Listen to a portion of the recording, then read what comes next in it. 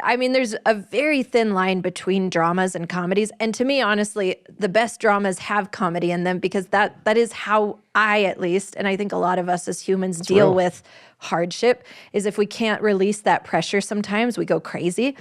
So I think you do need to be able to find ways to laugh about it. But I think more and more now, after the pandemic, I think everyone really just wanted to turn off their brains and laugh for a while because it was so heavy for so long.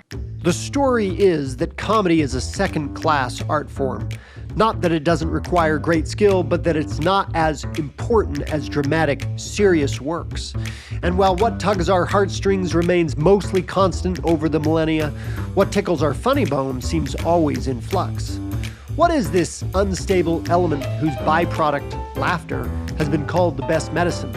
Today, we explore the somewhat subjective healing power of comedy. I'm Joel Ackerman. This is Lightwise.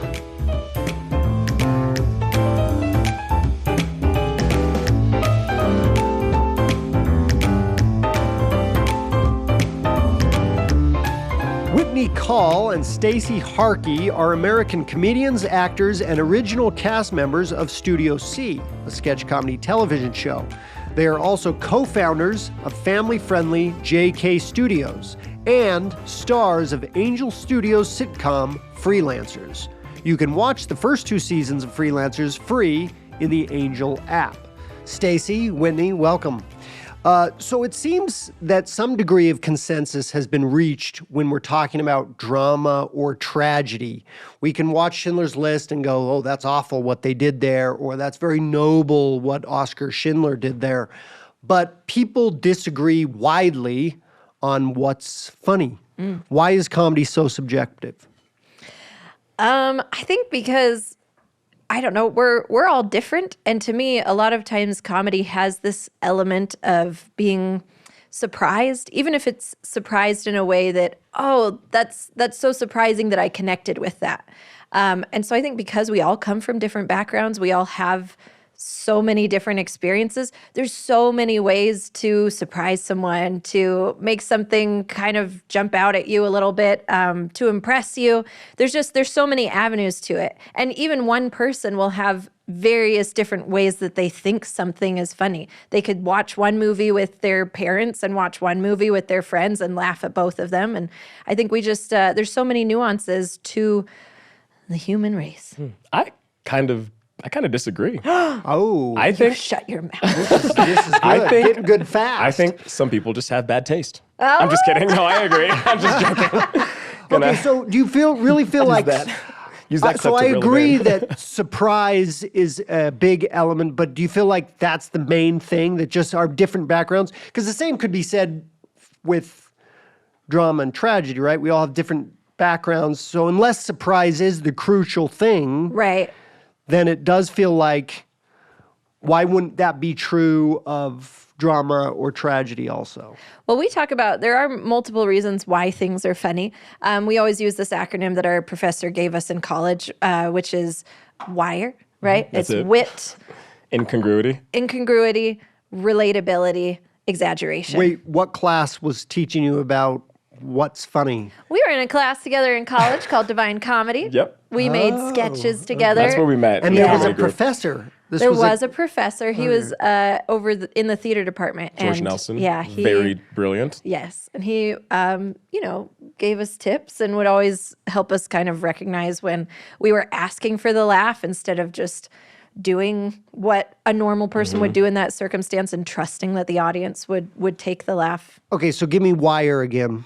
So it's wit. Which is like, and break it down, wit is like, wordplay or wordplay. clever, things tongue like that. twisters, Syntax. a clever joke, yeah. Yeah. Okay. Irony, or no, incongruity. Incongruity, and I would say incongruity irony. is like bringing 2 unique ideas together. So like, everyone's familiar with dogs and everyone's familiar with cars, but what about a dog car? That's a really bad example, but that's just, you're taking 2 unique ideas and putting them together. It was Yeah. used in Dumb and Dumber. There we go. There we go. It was a hilarious bit It's too. like the Alanis Morissette song, which should be called Incongruity, but it's called irony or ironic. You know, but if you have like a wedding sketch and you're going to make it storm on the wedding day, then it's like you have an incongruity there because most people want their wedding days to be nice. Exactly. Okay. Next is recognition or relatability. Relatability recognition, yeah. Where someone is watching it and they say, I know that feeling. Oh my goodness, that's so crazy that they got it just the way that I've experienced it before. Okay. Even if it's a different scenario, they get that feeling. Like relate. And then exaggeration, the E, which is taking like something to the most extreme degree. So for example, that would be like, you know, you surprised me and I spit on you. Well, exaggeration would be like you surprised me and all of a sudden I'm like shooting a water hose in your face. It's like heightening whatever's happening to the situation. So that's kind of how that's our rubric that we use for comedy a lot. There's probably other ones out there, but I feel like it definitely is a big umbrella that we've worked under where you can kind of get all of these pieces of things that you enjoy that make you laugh, and you can probably tie it to one of those. And the thing is, comedy is, like you were saying, so subjective. So trying to put it into a rubric isn't always the best thing to do with like taste. But sometimes it's nice if you're like, why isn't this working? Or how can we make it funnier to analyze, oh, this kind of falls in this category. So maybe we can exaggerate it. Or maybe we can lean into the incongruity of the situation. Something like that. Yeah, how often are you guys constructing, in other words, how much of it is inspiration and how much are you workshopping various jokes and saying, oh, we need more here. What haven't we used of these elements? Or I think most of the time it is inspiration, right? I mean, it's mostly going off of a gut. I think that we're usually just trying to write things that make us laugh. The problem is that the audience is always right. And so the audience will tell you if a joke worked or not. So when you pitch that to a group of other writers, they are the audience. They're going to tell you if it worked. We have already been down this road many times as our own comedians that, you know, if you try and explain to a group like, okay, you didn't understand this part, but that's why it's funny. They're going to say, great. No, like that still doesn't work then. So even if it made you laugh, you then have to figure out the vehicle for bringing whatever was inside your head or in here that made you laugh and being able to translate it to other people. And I think sometimes things can get lost in translation. So we do need to workshop That's the tough part, that. right? Yeah. That's the tough part. so is this is comedy's subjectivity the reason why it doesn't get more respect, broadly speaking? And when I say it doesn't get more respect, I don't mean there's not plenty of people who love good comedy. Sure. What I mean is, just as one kind of case study, of the 90-plus movies that have won Best Picture, depending on how you define comedy, only 7 to maybe 14 of those winners are comedies. That's what I mean, you know, that people don't view it as important. Sure. I don't know. I think subjectivity is a part of it, but I think there's just a history with how we look at comedy. Like you think, oh, you happen to think, like if you hear like family friendly, generally people go to childish or immature. But I do think we were kind of just talking about this, there's a movement now where people are starting to see family accessible comedy as something that can be higher caliber. When you think of some of these like animations that are like winning, you know, awards and stuff like that. Right. So.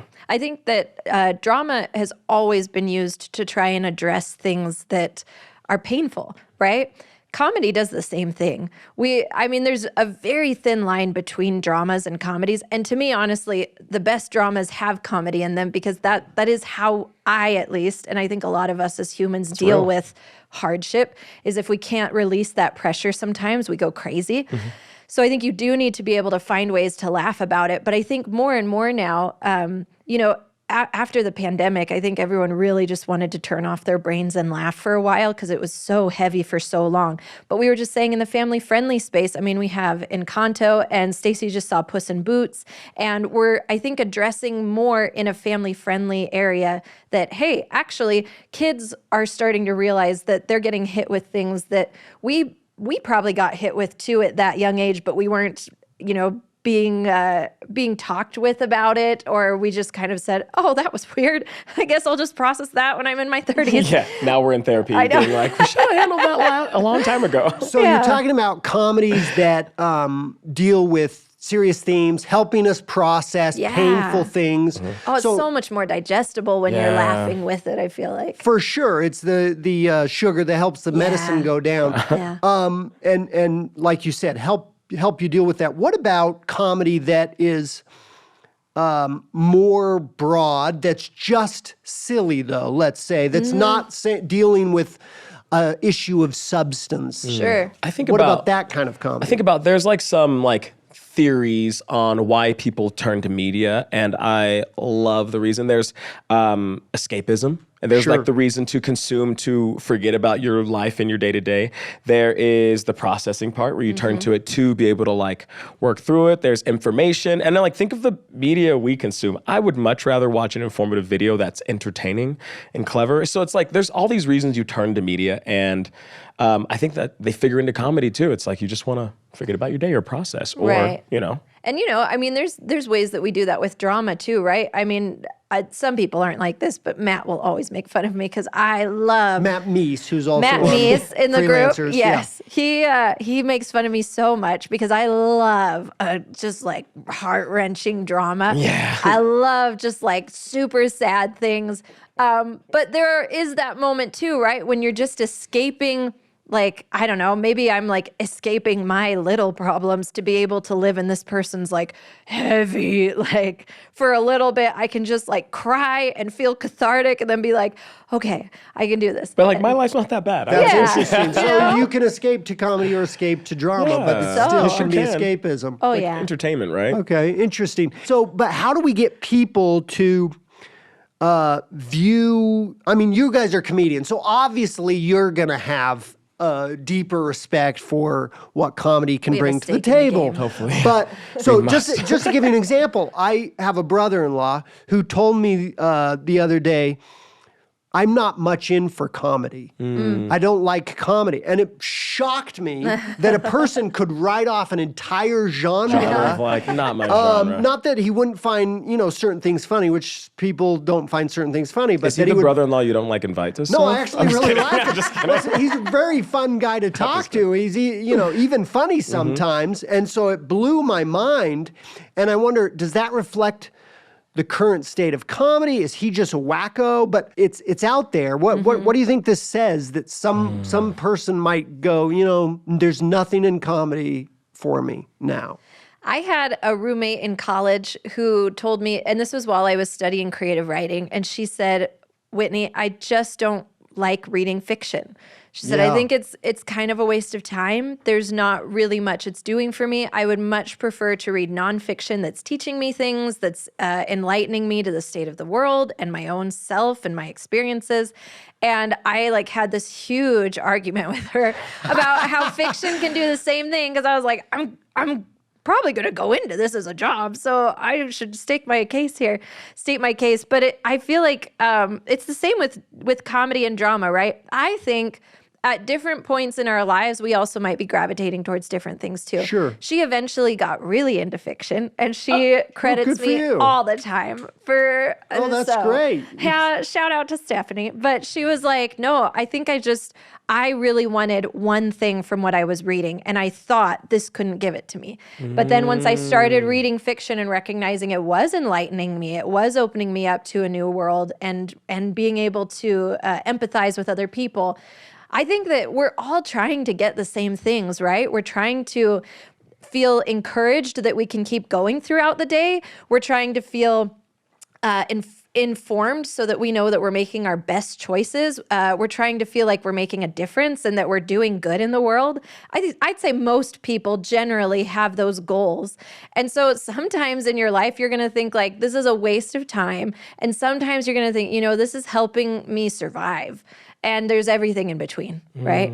I was going to say, I very much agree. It's like, I have friends that are like, I don't like books. And I'm like, how do you not like books? That's everything from like a recipe book to a comic book. There's a huge spread. And my theory is that you just haven't found the genre you like yet. So you might need to expose yourself a little more or be open. Right. But that's my perspective. I don't know. Everyone's entitled to their opinion. Even in comedy, there are so many different genres of comedy. Especially nowadays where it's like, what is a genre anymore, right? Like everything's starting to blend into mix. Horror comedy, drama comedy. So on this topic of subgenres of comedy, would you guys agree that like a clean kind of broad comedy is how you would define like Freelancers? Yes. It's very absurd. It's absurd. It's not grounded in I would say it's a grounded absurdity. Yeah, it's like almost reality, but you're like, it's a little heightened. Yeah. Yeah. It's pretty reality. heightened. You Like, got pretty zany situations, characters who But, I don't think exist in real life. That's That But kind of thing. We don't fly. Some people we don't, could. Well, that's true. You know what I mean, though? You're Like- not aliens, but Like you're... like would I punch a pigeon in real life? No, but someone might have done that and probably has. I mean, like it's like stuff like that where it's like maybe in some situation, right? Well, and that's how Mallory Everton, she is the showrunner for Freelancers. She created it, and she really just wanted to make a show that we could all inhabit very easily, because I think we were all just trying to write things that were feasible, that we could actually make. And so she was like, you know what? The thing I know best is the voices of my friends. And so if I write these 5 characters that are pretty much just like heightened versions of who we are in real life, then it should be pretty easy to come up with scenarios, come up with situations. Stacey's laughing because he's like, not me, no. I know, we're kind of, if you think of us from our characters, you will think That's less crazy. of us. Well, It's true, though. So this is my question. So you've got this genre that you do with Freelancers.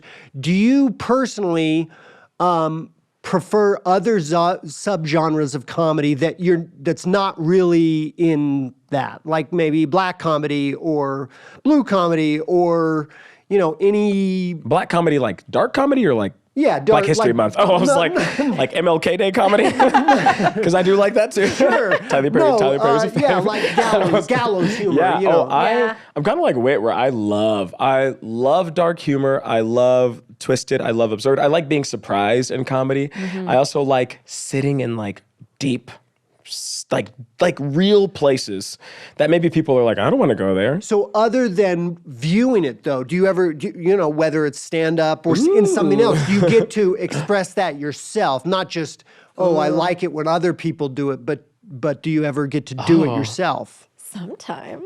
I don't know. So Mallory and I, we made a movie during the pandemic called Stop and Go. And it was just like our first foray into anything that wasn't totally based on this awesome group of people that we've been working with for over a decade. And so we decided just to like write it the way that we talk, and we've known each other since we were 8 years old. Wow. And so Yeah, it we go was, back. and we know each other's voices pretty well, but we decided to make this comedy about 2 sisters who rescue their grandma from a COVID-infested nursing home. So the subject matter is already kind of dark, but it was during this time when we felt really dark. And we were just like, I mean, what's the point? Are we essential? Do we have any purpose? We just had like within a few weeks, all of our future plans just shut down, and we don't know what's going to happen to us or to the world. And so we sort of wrote this movie as like 2 sisters who are able to joke about these really heavy things, like their grandma may be dying or, this world shutting down, but then also joke about real but light things. And I think just including it all in that movie, it definitely isn't everyone's cup of tea, and that's okay. But it was something that I wrote that was the closest to just how I experience life. Yeah. And that was really cool to just be able to say, like, you might not like this movie, but if you do like this movie, then you already know who I am as a person, because it's like the most transparent kind of story I think I could have written about my voice or Mal's voice. So that was definitely a foray into it. I like that. I mean, for you at least, like you said, individually, there's a therapeutic element in the comedy. And I agree. I don't know who said it, but someone said, if you feel something or think something, even if there's a small population, there is a population out there who's going to feel and think the same way you do. Yeah. And so at least you'll be speaking to those people. Yeah. Oh man, I feel like most times, anytime you create something, be it comedy or like a piece of furniture, you're like taking a part of yourself and like turning it inside out. You're like letting people see a very vulnerable piece of you that's come from like inside. And it can be scary, but I think it is like insightful to people. Yeah. And I think that's another reason why it's valuable. Yeah. Comedy's scary. So I want to ask you about, you've mentioned now you've known Mallory since you were 8. The team's known each other and worked together for over a decade, a dozen or so years. Wow. What are I imagine there's great benefits to that.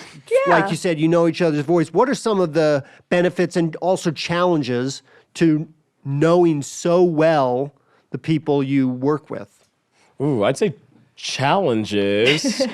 Because I thought I want to end on benefits. He's like, oh, that's easy. Let's get into the drama I was right like, now. I want to start on the negative and then get to the positive. Well, I think some of the challenges are, like, we're constantly growing and changing as people and honing our skills.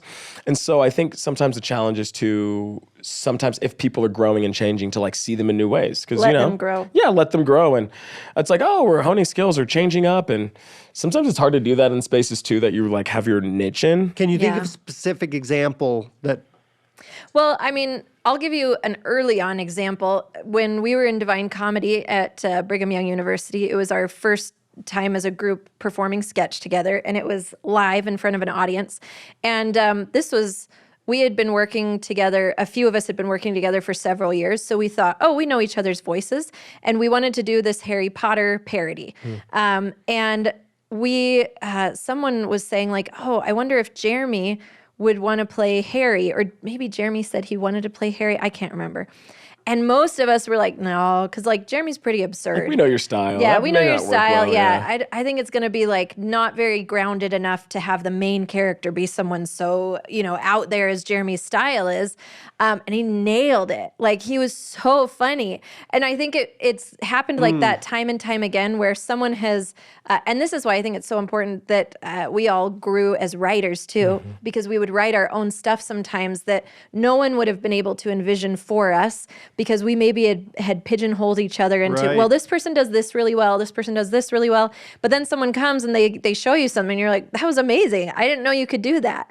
And so I think allowing everyone to show that, we just made a movie this last year that will hopefully be out in July called Go West.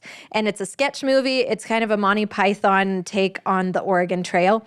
So it's made up of all these sketches. And the way we wrote it was, gosh, it was such a fun process. So fun. Because everyone just had the opportunity to write sketches. And then we made a movie around these sketches that worked, that made us laugh the most. And so I think everyone was able to find ways to really bring something that maybe we didn't know they could bring because they had the opportunity to control a little bit of the narrative. But is that the biggest thing, just That's breaking a out big of the thing, for Yeah, sure. it's one of the biggest, like, And is it- obstacles. Is Yeah. it correct? I think maybe Matt Meese or someone told me that a lot of you live like in the same neighborhood or something. Matt's like my roommate. Yeah, and we really? live down the street, Yeah. and James lives across the street, and you're Jason lives married next to door. Steven? I'm married to Steven. Steven. We're we live We very said close. we love nepotism. Let's do it. I'm just kidding. No, I think, and in 2018, we left Studio C to start our company, JK Studios. And gosh, that was probably the biggest test. That was tough. Because before then, it was like we were coworkers who felt like family. And then as we started this company, it was like we felt like family who were becoming coworkers, where it's like, okay, we all just moved in together in this cul-de-sac. We had to relearn elements of healthy communication. When you go into a business, we had to relearn each other and some skills in a different setting. And it was, we had some tough Yeah, because moments. you've got financial interest tied in with everyone else. Has that heightened the Oh, sense for of... sure. It was our livelihoods, right? We had just walked away from salaried jobs with 401ks and health benefits to try something totally new. And there was no longer someone else in charge who made all the tough decisions. Because it was really easy, I think, as a group of 10 to just rely on someone else to be the bad guy sometimes. And to be like, well, that sketch had to go because I said it did. And we're all like, oh, man. But now we have to say, like, no, we're not making that series, or we're not going with your idea. And we all have to talk just very straightforward as a group. We're still working on that, I think, because we've come a long way. we care so much about each other's feelings, though, that I think it's maybe an unhealthy mix too. Maybe we're non-confrontational and we care about each other. Most of us are non-confrontational. But it's like, we never want to just come across and be like, no, that sucked. We're not doing that. But there are groups who do talk like that. I don't think they last very long. No. But like... That's probably one of the cons, like to look at, like, it could be one of the obstacles, but one of the strengths we have is that we care so much about each other. That we know that, like, at its core, there is, and it sounds so cheesy, but there's love there. You know what I mean? Yeah. So it's like, I know that if Whitney gives me some feedback about something that might be tough, I'm not going to be like, it's my first thought isn't Whitney's trying to hurt me. It's Right. Whitney's trying to help me, or Whitney's keeping an Yeah. eye out. You That's know, big. None of us Yeah, are it's- trying to get ahead of someone else at this point. When we're on these group ventures together, I think we've all pounded our egos so much this past decade that it's like, if someone's giving me this feedback, it's because they genuinely are receiving that way. They're not just trying to push themselves ahead. which is that is huge when you're doing group work, is to be able to like trust like that everyone is focused on the goal. Because when people start focusing on themselves and what they get, it's like it can really throw things off, can yeah. really rock the boat. But when you're focused on making the best product, that looks different and feels so much better. Yeah. When people are asked what are some important works, usually top of mind is going to be, if we're talking books, it might be the Bible, Les Mis, War and Peace, whatever. If we're talking movies, they might throw out Schindler's List or Godfather or It's a Wonderful Life. Again, you guys might be different because you're comedians, but most people aren't throwing comedies out there. I probably wouldn't either, actually. So yeah, that's one question. If you were asked that, what would be at the top of your list as far as movies that are or TV shows that are important? Thinking the same thing. My top list, and I'm all over the place, so it probably feels weird to follow me along, but Matilda, Danny DeVito one. I haven't seen the new Such one a good yet. movie. The book is amazing too. The book is amazing. Dahl's book, amazing. That one is one that Formative. feels like it maybe should be child-centered, but it deals with these heavy themes, and it's dealt with in such a fun way. Well, a lot of Roald Dahl's work is kind of yeah. dark in its undercurrents. In like a Dr. Seuss way that makes it feel like, oh, that's not dark. right. Right? But it kind of is, yeah. It is. I would say, yeah, Matilda, About Time, Dan in Real Life, and there was one last one that I was going to say. I can't remember. But I feel like those kind of span the genres for me, because it's either like very heightened, absurd, like Matilda, or it's very grounded in real people, and it's about kind of sad stuff, but it's dealt with in a very lighthearted way, like Dan in Real Life. Right. Or with About Time, where it's just meant to just like make you feel the best about yourself, and it's going through like in a very like kind of, what's the word? In a very fluffy way, maybe, but Like palatable almost. Yeah. Oh, Stranger Than Fiction. That's the last one I was yeah, gonna yeah, say. yeah. Stranger Than Fiction, where it's also like, there's a lot of like heady kind of material in it That's too. what I would call the witty genre. That's the witty Yeah. genre, but then you also just have this man who like didn't make much of his life, and he's faced with losing his life, and all of a sudden it means so much to him, right? I think that like there's such a fine line between the best dramas and the best comedies. It's just that instead in Stranger Than Fiction, he's like,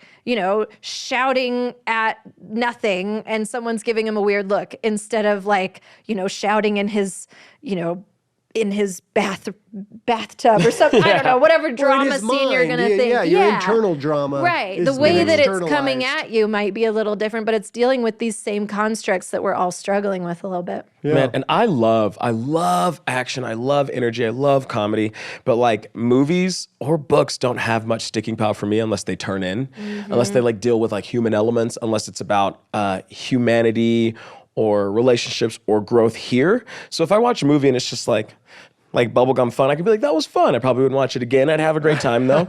But like, I think of like my latest favorite movie is Everything Everywhere All at Once. Oh, yeah. It is just like, have you seen that? No, I haven't seen it. I also haven't seen About Time. That's okay though. I haven't seen that one Hey. either actually. It was made It's on by my list. it was made by Richard Curtis, who did, Love Actually. So if you've seen Love Actually, you know the vibe. But I think it's better. I think it's better than Love Everything Actually. Ever All at Once has action, which I love, and it has comedy, which I love, but has so much heart. And it makes everything, I think of like creating things like cooking a lot, where I'm like, yes, salt is good, you need it, but it doesn't mean anything unless it's enhancing a flavor. Something unless else. it's enhancing the garlic or, whatever it is at its base. And so for me, like comedy is the salt on the meat that is like emotion or humanity or something. I mean, it's Look at such you a funny working movie. metaphors. You're maybe Oh. a poet too. huh? I don't know about a poet, but I am like wild at metaphors. It gets out of control. It's no, for real. Sometimes you're like, okay, He's you lost very me. image driven. So how do you feel about the current state of comedy today? Is this the golden age, or if not, what would you guys say is the golden age of comedy? Honestly, I think every age was probably what was needed for people at that time. And every age had like this super raunchy, gross, like, and I don't want to just say, because there are some people who go into like black comedy or, something that is heavy, and they do use things to try and really reach you in a certain way. But there are also people who just want to shock you, who just want to make fun of one group of people. And I've been the butt of many a stand-up comedian's jokes, as a woman. And so I was like wondering, in what way? I personally You, have ma'am. been called out. In the red sweater. But I think like there will be that in every era. So if you just kind of tune that out, because I just think it's best to ignore people who are begging for attention in a yucky way. But like, if you are instead focusing on people who are bringing their truth in the best way they can, I love that right now we're actually okay with comedy sometimes being stretched out before the punchline. I was just talking to Stacey about Hannah Gadsby, and she did this one show called Nanette, where it was her last show before she gave up comedy, and it is not comedic. It starts comedic, but then she starts to go into this very traumatic story of hers where she was assaulted. Oh my gosh. And she was assaulted by a man. She is a gay woman, and she was talking about her experience being assaulted by a man. And you're just waiting for the punchline, and you're waiting for the punchline, and you can tell the audience all bought tickets because they were expecting a comedy show. And she does bring it in at first with the comedy, but then she lets you kind of sit in this tension. This discomfort. Which comedy is about tension, right? Yeah, sure. And she doesn't break it. And I thought that was so novel to me. And then she left the show, right? And she thought she was going to be done forever. But because she wanted to talk about how, look, I tell a lot of my jokes to hide this pain that I'm carrying around all the time. And so since I'm done with comedy, I figured I would just also share the pain, because this is something that's really happening and we need to shed a light on it. Well, it went huge, right? And so she kept doing comedy, and she did another show. There's another special that you can look up, I think, on Netflix that's, oh gosh, I can't remember what it's called. Douglas, I think is what the second one's called. And her first joke is like, how many of you saw my last show, Nanette? She's like, what are you expecting? Like, why are you here? And then it was an actual like legitimate comedy show. But I think what's cool is that we kind of followed her deciding to leave comedy because she didn't think she could be herself, because she was using all this humor to mask her pain. She got it out and then felt so much love and support that she kept staying in comedy and was able to actually then keep being comedic in her new shows, where she's like, yeah, I'm going to tell lots of comedy now because I'm going to be upfront about who I am. That's a great story. Forget the golden age of comedy. It's like the age that we're focusing on is now. One of the head SNL writers, I can't remember the guy's name, he said everyone loves the age of SNL when they were like young teen, or like teens. 13 or Everyone whatever. was like, that's the golden age. There's like nostalgia attached to it. I'm like, people, the world is changing. Remember when Iron Man first came out, the first Iron Man came out, and people were like, a comic book movie, this will never catch on. And now look at like the Marvel empire, right? It's massive. And I see that trend. I think from like a marketing perspective, it's like someone tries something new. It's risky. Sometimes it catches on, starts a whole trend. Everyone does it until someone else tries something new. It's risky. And it's like this pattern, this flow. I love where we are nowadays with comedy. I don't consume every type of comedy. Sure. But because I'm like, wait, there's some things where I'm like, the low-hanging fruit jokes, I'm like, I don't know why they annoy me so much, but they do. It does, but I'm like, doesn't it? surprise me, give me some pizzazz. But I just love people innovating on comedy. I'm like, on anything, honestly. So I've heard many times this idea that many comics are depressed or they're dealing with dark issues. Oh, they are. And they're using this to process. And it is kind of a happy byproduct of their suffering, right? That we all get to laugh. Do you find that's true? If you were to just guess based on your own personal experience, what percentage of comics are actually depressed or dealing with some dark stuff? We're outing a lot of people that we know personally. I would say 70%, according to our group. Oh, yeah. I'm just kidding. Oh, yeah. I'm rolling with it. No, it does. I do feel like we've all been pretty open about how, like, when we grew up, you know, we all were pretty big dorks, or we got made fun of, or we had these hardships that we were dealing with just in our formative years, all of us from Studio C, from JK Studios, that I would say you do turn to comedy when you're like, well, like, I've got two choices. I could either sink or I can, you know, make some bubbles with comedy. Make some sour lemonade out of this bad. It's different than like benefiting from someone's pain. Yeah. I think you get it a lot from musicians too, right? Where they'll take like heartache and then in some brilliant way, they do the translation thing where they'll take it from them and make it in a way that you can like digest also. Yeah. Right. And you are like, you're not like, thank goodness I'm benefiting. You're like, they understand me. Yes. Like they're taking Sure. this intense pain and helping me and not just like experience it, but also like enjoy it. But then with comedy, where it's like, oh my goodness, they are actually packaging something that could be very tragic, but the way that they are seeing it has a little bit of distance. I think that's usually what makes us laugh, right? Is this ability to get from like right here where life is just like on your face, and then to like even just, you know, right here where it's like, okay, I can see a little bit outside of my big thing that's haunting me right now. I can make a little bit of context with this now, and it's okay to laugh. Yeah. But we're not all going to get there at the same time. And so sometimes to be able to experience someone else's progress through that gaining perspective helps us too. Yeah. Preach. Where would you like to see comedy go? Are there areas that you go, I really would like to see more of this in comedy, or... I think we're seeing it more, but I am so excited to hear more stories from people who you don't hear stories from. One thing I liked about Everything Everywhere All at Once, it covers the stories of like an Asian American family. And I've never really consumed stories. And so I was like, being like, this is a new thing. I was like, and surprised, and also like the areas where I could relate to. So I'm excited to see stories from people you just never hear about, or people you don't see their lives covered in a way that's Open you enjoyable. up to new worlds Yeah. of discovery. Yeah. And similarly, I'm excited to see more people talking about the things that we actually are all experiencing that we're maybe just not sharing yet. I know that like this is on a very small scale, but when Mallory and I made our movie, we definitely didn't want it to be anything, you know, totally blue collar, shocking. We instead wrote the way that we talk, which is maybe like 10-year-old boy humor, where it's just kind of like sometimes we're just kind of like, you know, immature and things like that, because that's just how you talk with your friend of 25 years or with your sister or something like that. But in that, we're on a road trip and my character starts her period. And so we have to pull off to the side of the road because I didn't pack anything. We were packing so quickly.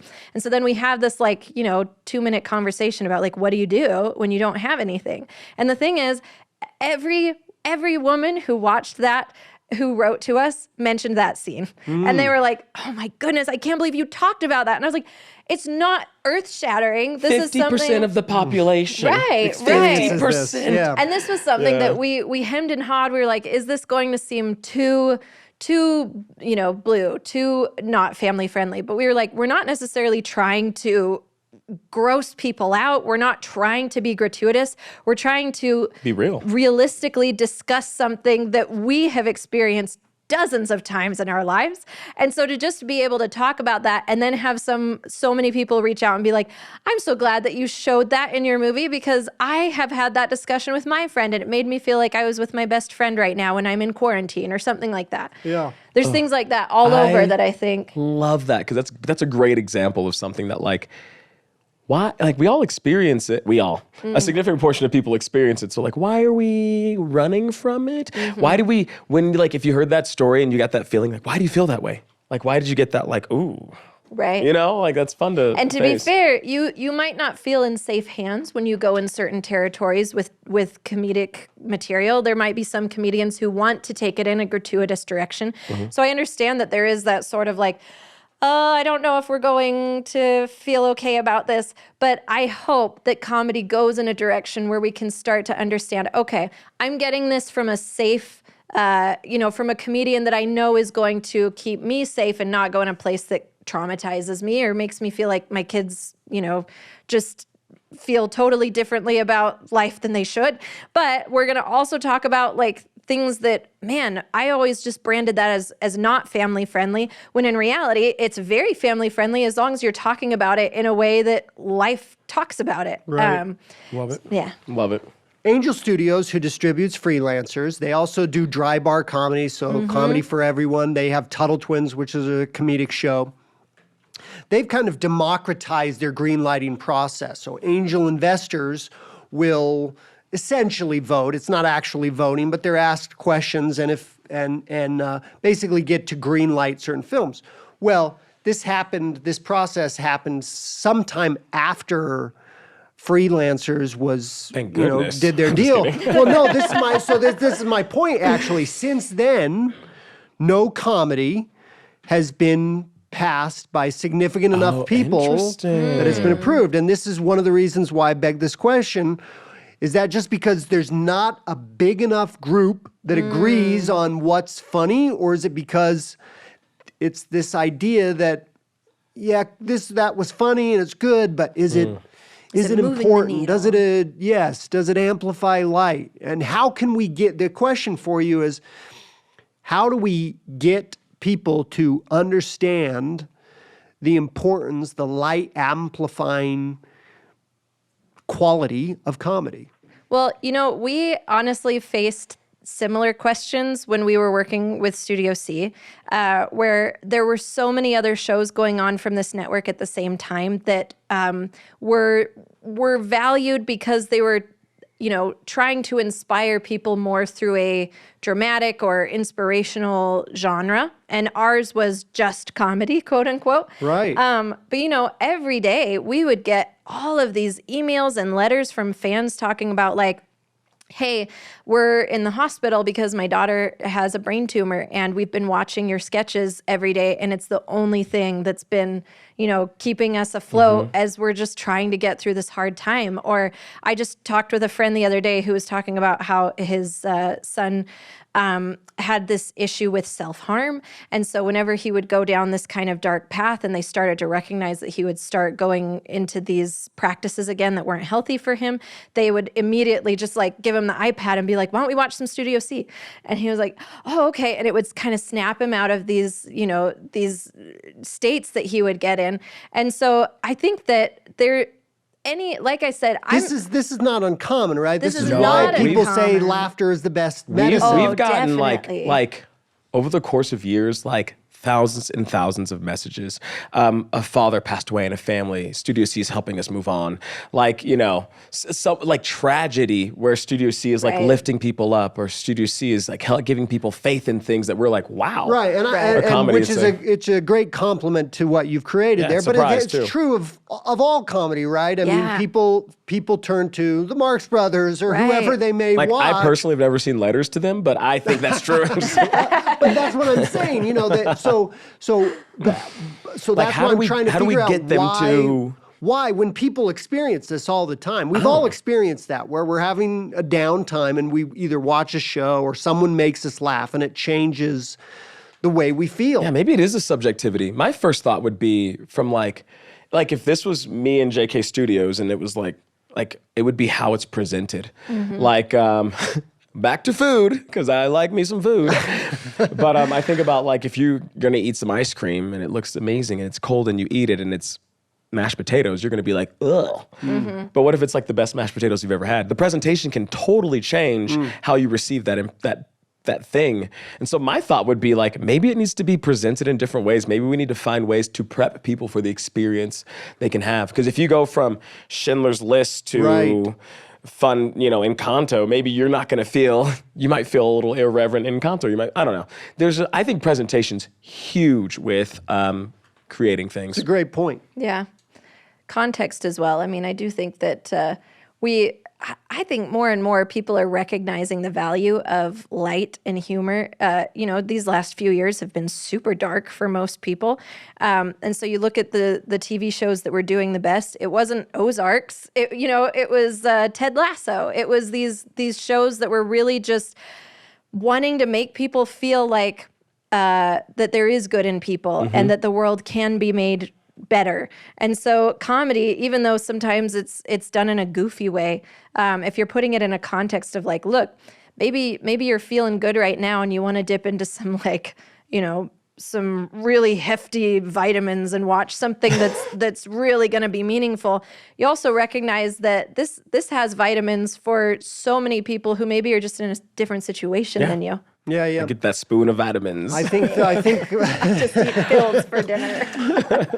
Well, I hope that that this perspective that you have, and I agree with, we can remind people or deliver the content in such a way that they remember the healing power of comedy, so that we can get more great comedies like the ones you produce. Ask your brother-in-law. Get him in.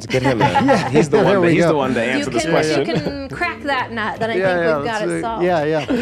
Thank you so much, Whitney, Joel. Stacey, Thanks and keep up the good work. Thank you. Lightwise is a video podcast production of Angel Studios, released every other Tuesday. To watch more episodes or be notified of new episodes of Lightwise, download the Angel app now, wherever you get your apps. If you'd prefer to listen instead of watch, you can find the Lightwise audio podcast version wherever you get your podcast. Also, to make sure you don't miss Freelancers, the zany comedy referenced in this week's episode, visit angel.com/freelancers. This episode was hosted by Joel Ackerman. It was written and directed by Joel Ackerman, produced by Cameron Jackson and John Shea Van Sickle, and edited by Cameron Jackson, with sound mixing by BRYAN DENSLEY.